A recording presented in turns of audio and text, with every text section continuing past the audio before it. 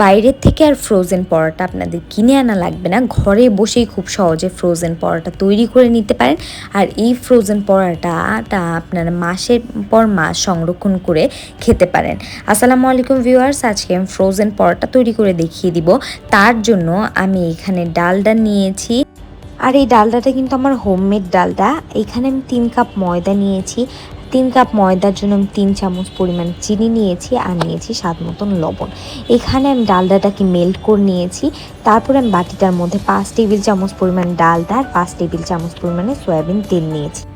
এখন ডালডা আর এই সয়াবিন তেলটা আমি 5 টেবিল চামচ পরিমাণে ময়দার মধ্যে দিয়ে দিচ্ছি।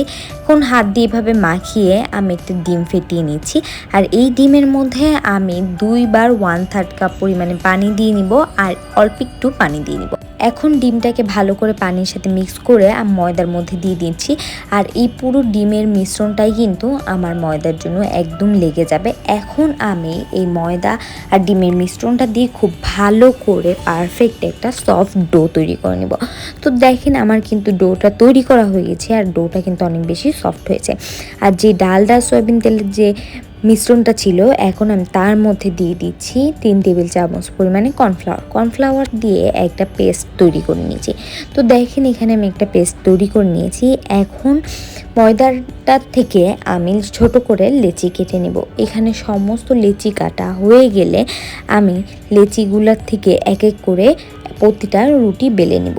এখানে প্রতিটা রুটি বেলে নেওয়া হয়ে গেলে আমি এর মধ্যে যে ডালডার মিশ্রণটা রেখেছিলাম, বা সয়াবিন তেল আর ডালডার মিশ্রণ দিয়ে আর কর্নফ্লাওয়ার দিয়ে যে পেস্টটা রেখেছিলাম, সেই পেস্টটা এটার উপরে দিয়ে দিচ্ছি। তো রুটি বেলা হয়ে গেলে আমি পেস্টটা এভাবে দিয়ে দিব। পেস্টটা দিয়ে দেওয়া হয়ে গেলে একটা পিৎজা কাটারের সাহায্যে এভাবে আমি একটা সাইড কেটে নিয়েছি। কেটে নিয়ে এভাবে আস্তে আস্তে করে আমি এটাকে রোল করে নিচ্ছি একটা সাইড থেকে। তো এভাবে করে রোল করে নিয়েছি সম্পূর্ণটা। রোল করে নেওয়া হয়ে গেলে আমি এইটা উপর থেকে একটু চাপ দিয়ে নিচ্ছি। সেম এভাবে করে ধরে আমি উপর দিয়ে হাত দিয়ে এভাবে একটু চাপ দিয়ে নেব। এভাবে চাপ দিয়ে আমি এটাকে রেখে দিচ্ছি। এটা রেখেই কিন্তু বেলতে যাবে না, তাহলে কিন্তু পরোটাটা পারফেক্ট হবে না। তো আমি এভাবে করে সবগুলো পরোটার লেচিগুলোকে রেডি করে নিচ্ছি আবার। তারপর আমি এখান থেকে এক এক করে পরোটাটা তৈরি করে নিব।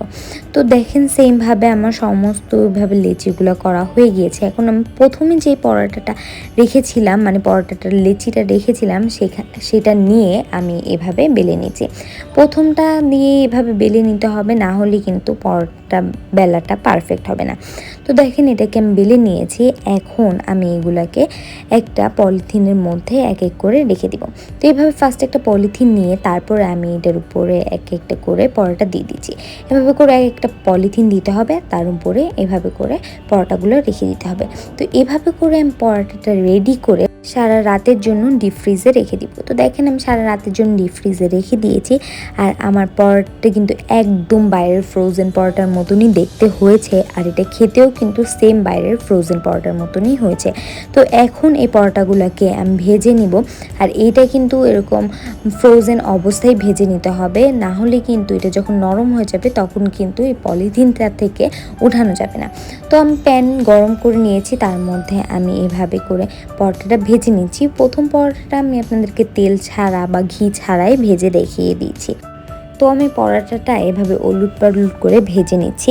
আর আমার এই ফ্রোজেন পরোটাটা কেমন হয়েছে অবশ্যই কমেন্টস করে জানিয়ে দিবেন, ভালো লাগলে একটা শেয়ার করে দিবেন। আর এখন আমি আরেকটা পরোটা একটু ঘি দিয়ে ভেজে দেখিয়ে দিচ্ছি। আপনারা আপনাদের পছন্দ অনুযায়ী ঘি দিয়ে এটা ভেজে খেতে পারেন, ঘি ছাড়াও এটা ভেজে খেতে পারেন। তো অবশ্যই একবার হলেও ওই ফ্রোজেন পরোটা এভাবে তৈরি করে খেয়ে দেখবেন, এটা পুরো বাইরের মতন হয় খেতে। আর এটা আমি একটা ছিঁড়েও দেখাচ্ছি, এটা দেখেন এগুলোর মধ্যে কতগুলা লেয়ার হয়েছে, আর এটা খেতে হয়েছিল কিন্তু অনেক বেশি মজা। আর এই পরোটাটা কিন্তু আপনার মাসের উপর মাস সংরক্ষণ করে রেখে দিতে পারবেন। এটাতে বানানোর কোনো ঝামেলা থাকে না, শুধু একটু ভেজে নিলেই হয়ে যাবে এভাবে মাসের উপর মাস সংরক্ষণ করে রেখে দিলে। তো এই পর্যন্ত সবাই ভালো থাকবেন, সুস্থ থাকবেন, নতুন রেসিপি নিয়ে আবার হাজির হবো। আল্লাহ হাফেজ।